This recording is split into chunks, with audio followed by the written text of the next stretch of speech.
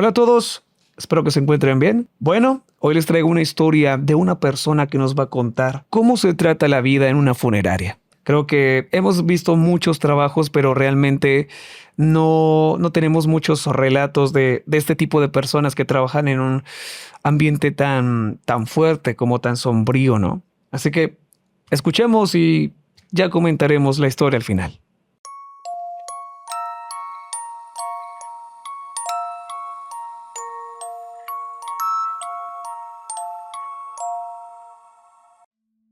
Hay ciertos aspectos de la existencia humana que, aunque son esenciales para la sociedad, parecen no despertar curiosidad alguna en los extraños.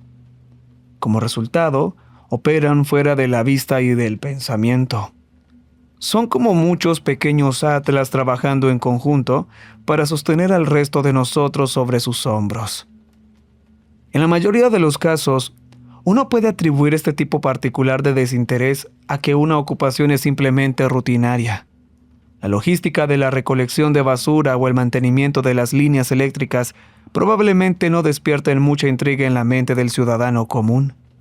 En otros casos, sin embargo, el mundo en general ignora una profesión no porque sea aburrida, sino porque su mera existencia basta para provocar emociones negativas de algún tipo. Ningún campo ejemplifica mejor esta cualidad que la industria del dolor. Eventualmente todo el mundo tiene que lidiar con un negocio relacionado con el luto en algún momento de su vida. Pero estos roces tienden a encasillarse junto con el resto del proceso del duelo en la cabeza de la gente. Tu experiencia al asistir u organizar un funeral solo está claramente presente en tu mente mientras está sucediendo, y se transforma rápidamente en un recuerdo borroso después de que todo ha terminado, como si hubieras estado en una especie de estado mental alterado durante todo el proceso. Este efecto ha dejado a la industria funeraria justo al lado de la categoría de empresas poco interesantes, pero esenciales, de la que acabamos de hablar, lo cual es una lástima. Porque el negocio del dolor es cualquier cosa menos poco interesante.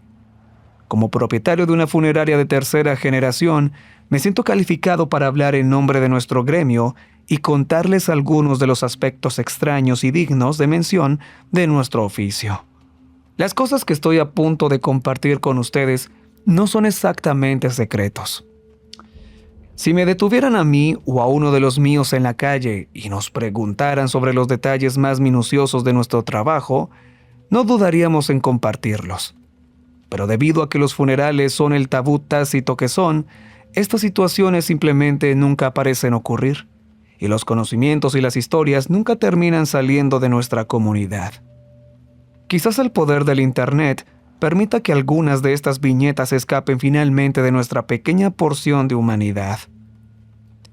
Cuando tenía 12 años, mi papá, quien llevaba mucho tiempo a cargo del negocio familiar, empezó a darme algunas pequeñas responsabilidades en la funeraria, iniciando sin duda el proceso que eventualmente me llevaría a asumir su puesto algún día en un futuro lejano. Me encargaron acomodar las flores, imprimir los folletos conmemorativos y las tarjetas de oración, además de varios trabajos comunitarios que, normalmente se les confiaban a los encargados y asistentes que empleaba la funeraria, tales como, arrancar la maleza del jardín o limpiar las ventanas. Aunque para ese entonces la funeraria llevaba unos 60 años en nuestra familia, habiendo sido comprada por mi abuelo en la década de 1940, había estado en funcionamiento desde 1912. Aunque el destartalado edificio de la época eduardiana frecuentemente me daba escalofríos en mis años de juventud, nunca hubo ninguna razón para creer que la estructura pudiera estar embrujada en absoluto. Nunca se vieron espectros deambulando por los estrechos pasillos, ni se escucharon voces incorpóreas llamando a los trabajadores solitarios que se quedaban hasta altas horas de la noche. No, un posible fantasma no es necesario para hacer que uno se sienta un poco intimidado en un lugar dedicado a albergar y llorar a los muertos. Pero esos escalofríos que sentía en mi niñez se desvanecieron con el tiempo. Sorprendería ver lo normal que puede llegar a sentirse cualquier cosa si estás cerca de ella el tiempo suficiente. De todas las pequeñas obligaciones que me dio mi padre, mi favorita por mucho era recibir a los clientes. Hacer un trabajo que implicaba no solo tratar con adultos, sino también dirigirlos de alguna manera, me daba una sensación de importancia que rara vez siente un niño de 12 años. Incluso si el alcance de mi poder solo se limitaba simplemente a decirles a los asistentes por cuál pasillo debían caminar. En una de esas ocasiones, cuando se me confió la tarea de recibir a las personas que asistían al funeral de ese día, ocurrió algo inesperado. Un evento que pasaría a tener un lugar permanente en mi mente como un recuerdo grabado a fuego. Un día de otoño inusualmente caluroso a finales de octubre, yo estaba apostado a unos metros de la puerta principal y la gente había estado entrando al ritmo habitual. Los cortos periodos de inactividad se intercalaban con grupos grandes y personas solitarias que cruzaban el umbral y luego esperaban a que yo les dijera qué debían hacer a continuación. Los asistentes vestían con distintos niveles de formalidad, como siempre, desde smokings inapropiadamente llamativos hasta camisetas y pantalones de mezclilla groseramente informales. Pero una cosa era constante: todos vestían de negro. Mientras que otras culturas pueden usar colores diferentes en periodos de duelo, el estándar en la cultura occidental es el negro. Incluso si los invitados tienen ideas diferentes de lo que es la ropa formal, por lo general son bastante consistentes a la hora de seguir esta única regla. Uno que otro llega caminando con pantalones de mezclilla azul brillante, pero incluso esos individuos suelen acompañarlos con una camisa negra. Sin embargo, ese día en particular entró alguien con un atuendo que yo nunca había visto en el contexto de un funeral. Era un hombre alto y flacucho, de cabello rubio, que vestía un traje elegante y bien entallado. Cada pieza del mismo era de un color rojo ofensivamente brillante. Recuerdo haber pensado en ese entonces que se parecía a cómo se vería una señal de alto por la noche cuando los faros de un auto se reflejan en ella, casi luminiscente, atrayendo la mirada como si fuera una gran luz de neón y uno fuera un simple insecto. Se acercó a mí y empezó a hablar con una cadencia extraña, como si el español no fuera su lengua materna, pero al mismo tiempo sin cometer ninguna pronunciación errónea ni error gramatical perceptible. Simplemente preguntó: ¿Dónde está el cuerpo? Vacilé por un segundo y luego le dije a dónde ir. No diría que me sentí muy perturbado, al menos no más de lo habitual. Estábamos acostumbrados a que todo tipo de personas cruzaran nuestras puertas. Comenzó a caminar lentamente por el pasillo que conducía a la sala de velación, justo en el momento en que mi padre entraba por la puerta principal. Él empezó a hablarme sobre un problema menor de jardinería que requería mi atención, pero se detuvo abruptamente cuando su mirada se desvió por el pasillo hacia el hombre del traje rojo. El color pareció desaparecer de inmediato de su rostro y se quedó con la boca abierta como un idiota. Un nudo comenzó a retorcerse en mi estómago. Es desconcertante ver a un padre paralizarse de evidente terror. Tras un breve momento de inmovilidad, pronunció un «Dios mío» entre dientes y salió corriendo por el pasillo que conducía a la zona exclusiva para el personal. Unos segundos más tarde, salió de la sala de velación, cortándole el paso al hombre del traje rojo. Llevaba un vaso lleno de un líquido transparente, el cual le arrojó de inmediato a la cara. El hombre cayó instantáneamente de rodillas y comenzó a llevarse las manos al rostro con obvio dolor, pero no emitió ningún sonido en absoluto. Y entonces mi papá gritó: «Código blanco». Muy pronto los asistentes funerarios comenzaron a salir corriendo de varias puertas hacia el estrecho pasillo. Para este punto, el hombre del traje ya se había puesto de pie e intentaba avanzar, pero mi papá se agachó e inclinó su hombro contra el pecho del hombre, como un jugador de fútbol americano en la defensa. Algunos de los asistentes se acercaron por detrás del hombre para sujetarlo, pero mi papá les gritó que dieran la vuelta hacia el frente para ayudarlo a empujar.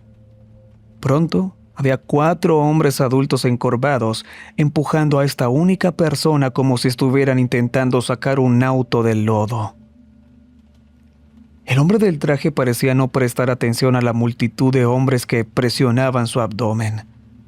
Estaba completamente enfocado en la sala de velación y seguía intentando avanzar, a pesar de ser empujado hacia atrás a un ritmo cada vez más rápido. Muy pronto, el alboroto se acercaba a la puerta principal. Mi papá me gritó indicándome que abriera la puerta y que luego la cerrara y le pasara el cerrojo detrás de ellos una vez que estuvieran afuera. Me levanté, con las piernas temblando por la adrenalina, y sostuve la puerta abierta como si los asistentes simplemente estuvieran sacando un ataúd o cualquier otra carga pesada. A medida que se acercaban al umbral, el hombre del traje se volvió más frenético, respirando agitadamente y moviéndose de forma errática. Pronto estuvieron completamente fuera del edificio, así que hice lo que me ordenaron y cerré la puerta con llave. Unos segundos después, escuché el cerrojo moverse, seguido por mi papá y los asistentes entrando. El hombre del traje no aparecía por ningún lado.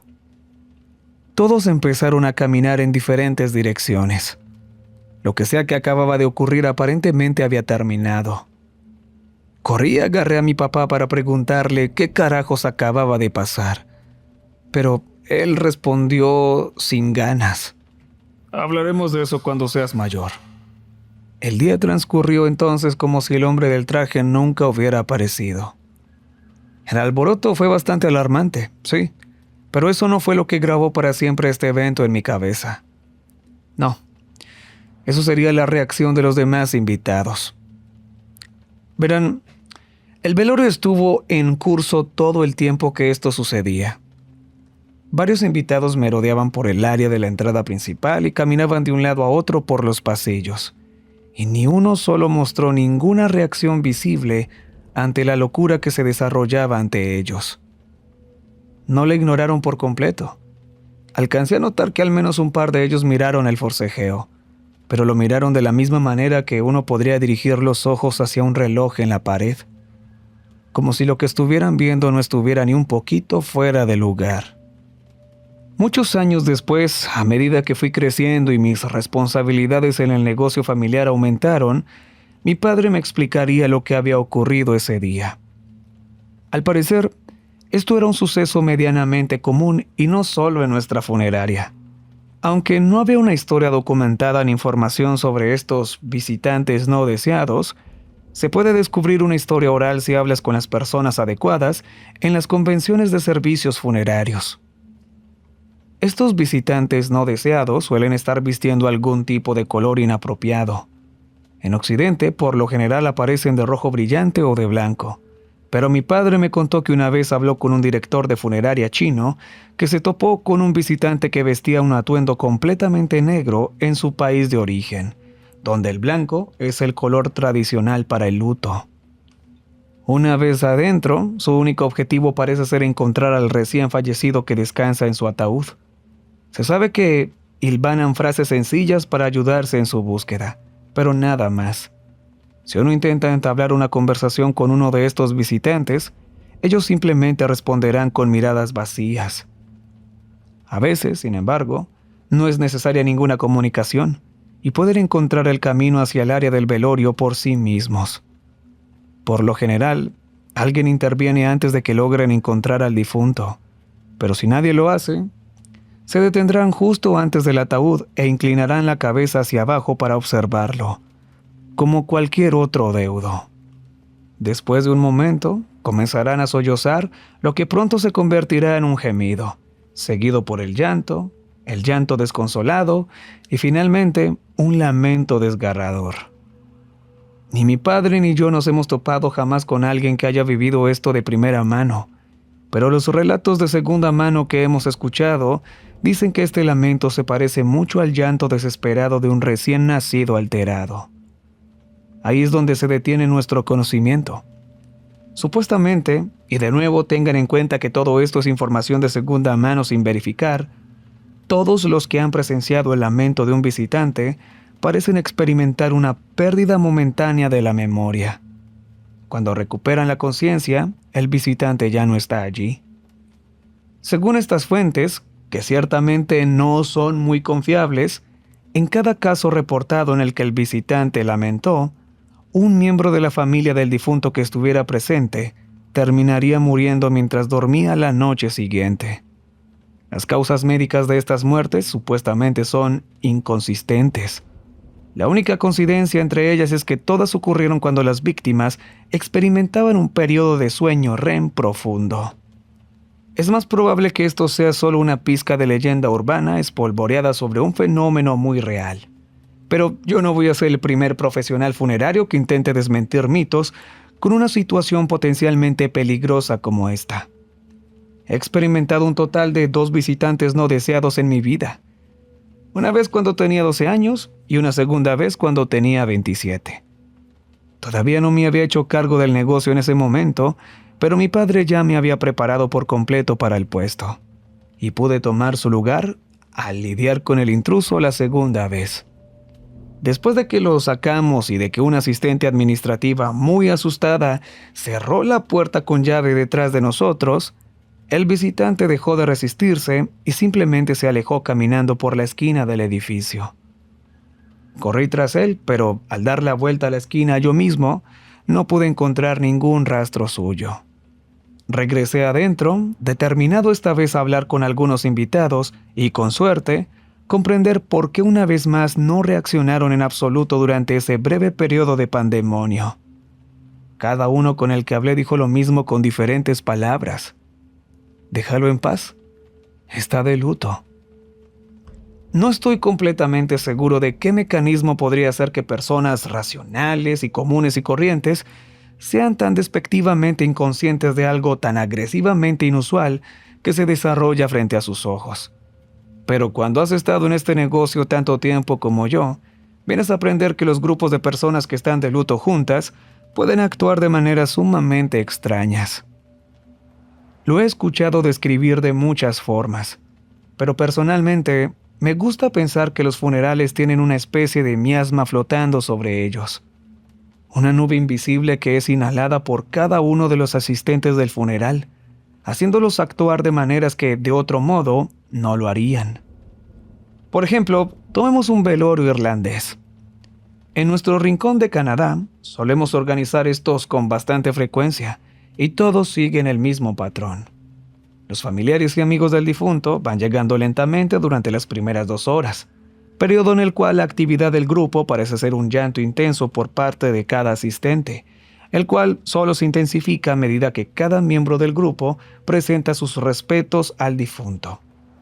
Imagina a todos los que has conocido reunidos en una habitación, llorando incontrolablemente al mismo tiempo. Poco a poco, sin embargo, a medida que las personas que no se han visto en años dejan de lamentarse lo suficiente como para empezar a conversar entre sí, y a medida que se reparten copiosas cantidades de alcohol, los sollozos se transforman lentamente en risas, y de repente todo el evento se convierte en una ruidosa fiesta borracha. Todo con un cadáver tendido en medio de ella. Se dice que el método irlandés es una de las formas más saludables de llevar el luto, y tal vez sea cierto, porque las rarezas que he observado en los velorios convencionales de Norteamérica son mucho más extrañas. Es un suceso relativamente común en los velorios que organizamos el que un invitado se congele. Siempre comienza con los movimientos de la persona ralentizándose gradualmente, casi como un videoclip que ha sido estirado. Sus ojos comenzarán a girar de manera antinatural y errática, sin mantener el ritmo del declive corporal. Esto continuará hasta que el individuo afectado quede completamente atrapado en su lugar. Sus ojos dejan de girar, con las pupilas rodando hacia atrás y mostrando únicamente la esclerótica blanca. El afectado puede estar estacionario en este punto, pero eso no significa que esté inmóvil. Algunos empleados me han contado historias de incidentes de congelamiento en los que el invitado afectado parece estar vibrando sutilmente a una alta intensidad, casi como un cepillo de dientes mecánico o una pistola de masajes. Aunque esto podría parecer una emergencia médica extrema, ocurre ante la completa indiferencia de los demás asistentes al funeral. Y de hecho, toda esta situación puede resolverse simplemente con que un encargado se acerque y sacuda a la persona afectada por los hombros como si la estuviera despertando. Sin embargo, una situación que es mucho más difícil de manejar es algo que llamamos un elogio de Wernicke. No es del todo inusual que la persona que lee un elogio fúnebre tropiece y titubee de vez en cuando. Después de todo, no todo el mundo está acostumbrado a hablar en público. Pero muy rara vez estos errores se vuelven más frecuentes, aumentando hasta que el orador está recitando con total confianza un absoluto y completo sinsentido. Esto es recibido por el resto de los invitados como si fuera un elogio perfectamente normal, e incluso he visto a algunos invitados empezar a unirse al orador, murmurando las mismas estupideces entre dientes, muy parecido a un feligrés que sigue una oración. Es algo relativamente inofensivo, pero es notoriamente difícil de lidiar con ello. Un individuo que lee un elogio de Wernicke no se detendrá. Simplemente seguirá y seguirá ante una audiencia que no parece notar el paso del tiempo. Si intentas detenerlos, los demás invitados se molestarán, actuando como si hubieras puesto fin innecesariamente a un elogio normal y sincero para su ser querido. Debido a esto, las funerarias tienen que ponerse creativas a lidiar con este problema. La práctica más común es activar la alarma de incendios. Las sirenas ruidosas y chillonas, combinadas con el hecho de hacer salir a todos apresuradamente, generalmente son un shock suficiente para los sentidos como para romper cualquier trance masivo que estuviera reteniendo a los invitados. He escuchado largos discursos de colegas de mi gremio que tienen afinidad por el misticismo sobre cómo este tipo de fenómenos se deben supuestamente a que el velo que mantiene unida nuestra realidad es más delgado en los lugares y situaciones donde la vida y la muerte se encuentran, y que estas rarezas son simplemente reacciones humanas naturales a un entorno metafísico intensificado. Personalmente, soy un poco más escéptico. Creo que la explicación es mucho más simple. El duelo es un proceso muy complicado y poco comprendido. Creo que secuestra la mente de una manera más extrema de lo que comúnmente se piensa. No estoy seguro de que alguien pueda asimilar por completo el concepto de que una persona deje de existir. Cada sociedad en la Tierra está construida alrededor de un marco religioso que hace un gran esfuerzo por explicar cómo la muerte no es en realidad un final, sino un cambio de algún tipo. Junta en una habitación a un grupo de personas que se enfrentan a esta realidad imposible y, por supuesto, se van a comportar de forma extraña. Si estás escuchando esto y asumiendo que lo estoy inventando todo porque tú mismo has asistido a un funeral y no viste nada extraño, eso se debe sin duda a que estabas bajo el mismo hechizo que los demás invitados. Para ver realmente rarezas en acción, tienes que ser un observador independiente que contempla el desarrollo de un funeral desde el exterior. Pero esta es una posición sumamente rara en la cual encontrarse. El dolor es algo tan poderoso que le tenemos un recelo extremo, incluso cuando lo están experimentando otros. Es lamentablemente común que las personas pierdan amigos porque el luto los convirtió en una especie de leprosos. Así de fuerte es la repulsión que sentimos hacia él, al menos en situaciones normales. Lo que estoy a punto de contarte es un poco tabú en nuestra profesión. Es algo que la mayoría conoce pero que nadie reconoce. Creo que es un fenómeno perfectamente natural, pero uno con el que es increíblemente difícil de asimilar. Quizás tan difícil como el dolor mismo. Desde que la gente ha estado muriendo, también ha estado practicando ritos funerarios, incluso antes de que fueran completamente humanos. Hace 240.000 años, el Homo naledi, nuestros ancestros lejanos, enterraban a sus muertos en lo profundo de los retorcidos pasadizos del sistema de cuevas Rising Star, en la actual Sudáfrica. Exploraban los rincones más oscuros de estas cavernas hasta encontrar una ranura en la pared con el tamaño óptimo de un humano que pudiera servir como el lugar de descanso permanente para su ser querido fallecido, sobre la cual grababan varios símbolos rituales. Tenían que colocar hogueras de madera creativa y usar antorchas improvisadas para abrirse paso hacia estos lugares de entierro extremadamente difíciles de alcanzar. Un indicio temprano de cuánta distancia preferimos tener entre nosotros y el dolor. Muchas épocas después, el antiguo Egipto presentaría a la humanidad su primera versión de una funeraria. Al igual que hoy en día, servían para albergar los complejos y extraños rituales que la gente quería llevar a cabo antes de enterrar a su ser querido y seguir adelante con su vida. Al igual que el Homo naledi, los antiguos egipcios mantuvieron estas actividades morbosas de la muerte relegadas al subsuelo, ya que todos los talleres funerarios del antiguo Egipto conocidos se han encontrado a gran profundidad bajo la tierra. Mientras los primeros morticios de la historia se deslomaban en oscuras cámaras subterráneas para trazar el camino al resto de nosotros, se registraría el ejemplo más antiguo conocido de un perturbador fenómeno humano sin nombre. En el año 1323, antes de la era común, el faraón más famoso de Egipto, Tutankamón, moriría a la temprana edad de 18 años. Su reinado fue breve y sin acontecimientos notables. Bajo cualquier parámetro, fue un líder bastante insignificante del Imperio Nuevo. Su fama moderna no es el resultado de algo que haya sucedido durante su corta vida, sino de lo que sucedió después de su muerte. Mientras que la mayoría de las tumbas de los faraones fueron saqueadas por ladrones de tumbas y posteriormente quedaron deterioradas e incompletas, la tumba de Tutankamón estaba intacta y libre del paso del tiempo cuando los arqueólogos británicos la encontraron por primera vez hace 100 años. Gran parte de lo que sabemos sobre las tradiciones funerarias del antiguo Egipto se debe a los descubrimientos realizados en la tumba de Tutankamón. Sabemos que su ataúd fue llevado a través del Nilo mientras los plebeyos lloraban al mirar. Sabemos que bueyes arrastraban sus muebles mientras su sarcófago era transportado al Valle de los Reyes por 12 hombres adornados con finas túnicas blancas. Los espectadores que sollozaban viendo la procesión cruzar el Nilo es un punto común de la historia, pero lo que no se discute, ni de cerca con tanta frecuencia, es lo que sucedió después. Es probable que los dolientes estuvieran organizados como parte del funeral, pero una vez que el ataúd cruzó por completo el río, muchos de los espectadores se lanzaron al ancho cuerpo de agua e intentaron cruzar nadando.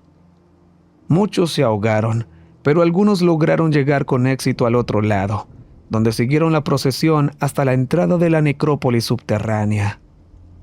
Mientras el cortejo se abría paso por el pasadizo, el frenético convoy de campesinos intentó seguirlos hacia el interior, teniendo que ser contenidos físicamente por los guardias.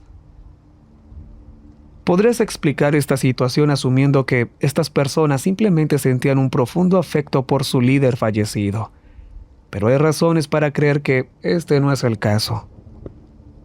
A lo largo de la historia y hasta el día de hoy, puedes encontrar ejemplos de personas comunes que se sienten insaciablemente atraídas por los funerales, observándolos de la misma manera en que un gato podría mirar a una bandada de pájaros desde el marco de una ventana. Tiende a ir y venir en olas, casi como una tendencia de moda.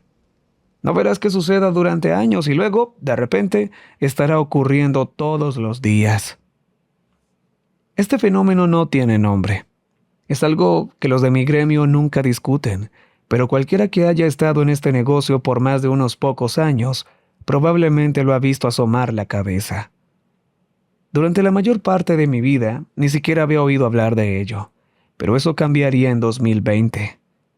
De repente, el número de invitados comenzó a aumentar drásticamente en cada funeral que organizábamos. Al principio, pensé que era porque estábamos en medio del COVID y la gente solo quería una razón para salir de casa. Pero luego empecé a notar espectadores parados afuera del cementerio viendo cómo bajaban los cuerpos a la fosa. Algunos de ellos tenían binoculares, otros filmaban con sus teléfonos inteligentes. Eventualmente, los visitantes comenzaron a filmar funerales enteros con sus teléfonos. Se acercaban al ataúd para tomarse selfies con el difunto, algo que nunca antes había visto suceder. En un momento dado nos tocó incluir la política de prohibido usar cámaras, pero los visitantes seguían tomando fotos y videos de todos modos, solo que de manera más furtiva. Algunos funerales tenían filas que daban la vuelta a la esquina, a menudo para gran sorpresa de la familia que lo había organizado.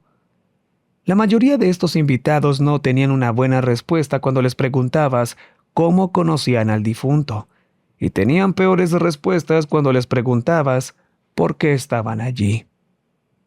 Para finales de 2020, nuestro negocio comenzó a funcionar más como una galería de arte que como una funeraria. No teníamos idea de cómo detenerlo. Los dolientes reales siempre eran superados en gran número por los espectadores, quienes se veían inexplicable y vorazmente atraídos por todo el proceso. Comencé a sentir que estábamos representando artes en el río Ganges para turistas occidentales entretenidos. En un momento particularmente oscuro, incluso consideré pedirles donaciones. Pero en su lugar comenzamos a filtrar a los invitados antes de que llegaran. Era fácil distinguir a los visitantes legítimos de los entusiastas de los funerales, a quienes se les rechazaba de inmediato. Tuvimos que contratar a 2 guardias de seguridad, quienes también acompañaban a los cortejos fúnebres al cementerio para ahuyentar a estos espectadores, como si fueran paparazzis. Eso pareció resolver los problemas existentes, pero surgieron otros nuevos. Los robos se convirtieron en un hecho frecuente, lo cual resultaba aún más perturbador cuando descubríamos que nunca faltaba nada. Terminamos poniendo rejas en todas las ventanas y reemplazando nuestras puertas por puertas de seguridad reforzadas. Sin embargo, quizás lo que más me desconcertó fue lo que encontré en internet un día mientras revisaba la página de redes sociales de nuestra empresa. Recibimos una solicitud para ser etiquetados en la publicación de alguien. Contenía una foto granulada de baja calidad de un ataúd siendo bajado a la fosa. Me tomó un segundo procesarlo, pero reconocí a la familia del difunto. Era un funeral que nosotros habíamos atendido. Hice clic en su perfil y me topé con una galería interminable de fotos y videos de funerales y funerarias. Quedé conmocionado. Había asumido que esto solo nos estaba pasando a nosotros, pero esta persona parecía frecuentar muchos otros establecimientos similares. Esto me pareció el perfil de un individuo perturbado, del tipo que suele publicar para una audiencia inexistente, pero ese no era el caso aquí. Cada foto en la que hacía clic tenía cientos o incluso miles de me gusta, con muchos comentarios discutiendo los detalles más minuciosos de cualquier cosa relacionada con el funeral que apareciera en la foto o el video. Intenté hacer clic en los perfiles de algunos de estos comentaristas, y cada uno me llevó a una página similar que también contenía innumerables publicaciones sobre funerales y funerarias. Algunos de ellos filmaban blogs de funerales, pequeños videos verticales de 30 segundos que mostraban al titular de la cuenta visitando varios funerales en un solo día. Otros presumían sus colecciones de folletos conmemorativos y otros recuerdos funerarios similares. Pasé unas buenas horas bajando por esa madriguera de conejo. Encontré varias fotos tomadas a escondidas de nuestras propias funerarias entre los interminables videos y fotografías. Había algo primitivamente repugnante en todo el asunto, como si estuviera rompiendo algún código tácito del comportamiento humano. Era casi alienígena. Ese año decidí asistir a la OACFP, una pequeña convención dirigida a profesionales del sector funerario organizada en mi natal Ottawa. Quería ver cómo estaban lidiando los demás con este nuevo y extraño interés en los funerales que el público en general parecía estar cultivando. Sin embargo, para mi decepción, nadie parecía querer hablar del tema. Cada persona a la que le preguntaba cambiaba de tema inmediatamente o dejaba de hablarme por completo. La convención se organizó en el Hotel Brook Street, el cual tiene un gran bar de jazz a solo unos metros de las puertas del salón de convenciones. Decidí visitarlo tarde esa noche para ver si podía entablar amistad con algún asistente a la convención mientras se tomaba unos tragos, y luego sacar el tema a colación mientras tuviera la guardia baja. Por suerte me topé con un grupo de 4 personas, todas con credenciales colgando del cuello, que obviamente venían del salón de enfrente. Me senté con ellos y empezamos a hablar. Me dijeron que no se conocían previamente. Todos eran propietarios de funerarias que se habían conocido en la convención ese mismo día. Cuando la convención llegó a un punto natural de silencio, sentí que era un buen momento para sacar el tema de los entusiastas de los funerales. El silencio continuó. Sin embargo, eventualmente uno de ellos comenzó a hablar. Era un caballero mayor que dirigía una funeraria en Kingston. Desafortunadamente, mucho de lo que dijo era información que yo ya había recopilado al estar en medio de este fenómeno por mí mismo. Hubo, sin embargo, una cosa que mencionó que yo no sabía. Existe un patrón que se puede encontrar sobre cuándo parece surgir esta tendencia de los entusiastas de los funerales. Cada caso registrado parece ocurrir durante periodos de muerte masiva, guerras, pestes, desastres naturales. Cada vez que la gente comenzaba a acudir incontrolablemente a los funerales. Esto precedía o sucedía durante una época de gran tragedia para la humanidad. Cuando regresé a casa esa noche, consulté mis investigaciones para ver si había algún fundamento en esa teoría. Y efectivamente, Tutankamón murió justo un año antes del inicio de la peste hitita, la cual devastaría Egipto y al resto del mundo antiguo. Un caso medieval en Francia que encontré, el cual originalmente había sido calificado como un ejemplo de histeria colectiva, ocurrió el mismo año en que la peste negra llegó a Europa. Luego abrí la aplicación de la CBC en mi teléfono y vi un titular que decía que la cifra de muertos por COVID había alcanzado los 2 millones. Ni siquiera estoy seguro de por qué comparto esto con ustedes. Tal vez solo necesito a alguien que esté dispuesto a escuchar toda esta charla mórbida sobre la muerte y el dolor que parece filtrarse en cada faceta de mi vida. Al igual que las personas que están de luto, quienes trabajamos en la industria funeraria, tendemos a estar aislados del tejido social que los une al resto de ustedes. El negocio del dolor puede ser lucrativo, pero es monetizar el peor periodo de tu vida. Decirle a alguien que diriges una funeraria les genera la misma sensación de decirles que eres un abogado de divorcios o un prestamista prendario, aunque yo insista firmemente en que realmente estamos ayudando a la gente. Los entusiastas de los funerales comenzaron a desaparecer gradualmente en 2023 a medida que el COVID disminuía. Me alegró ver que esto se detuviera y que las cosas volvieran a la normalidad. Pero una parte muy pequeña de mí, en lo más profundo, se sintió un poco triste al ver que se marchaban los únicos fans legítimos de lo que hacemos. Tal vez solo estoy buscando experimentar un poco de esta sensación otra vez, por muy depravado que esto pueda sonar. En cualquier caso, si todavía estás escuchando esto, entonces estuviste al menos lo suficientemente interesado como para llegar hasta el final de mis pequeños y sombríos desahogos. Y si ese es el caso, entonces hay al menos una persona allá afuera a la que le importó lo suficiente como para escuchar. Y por eso estoy verdaderamente agradecido. Muchas gracias.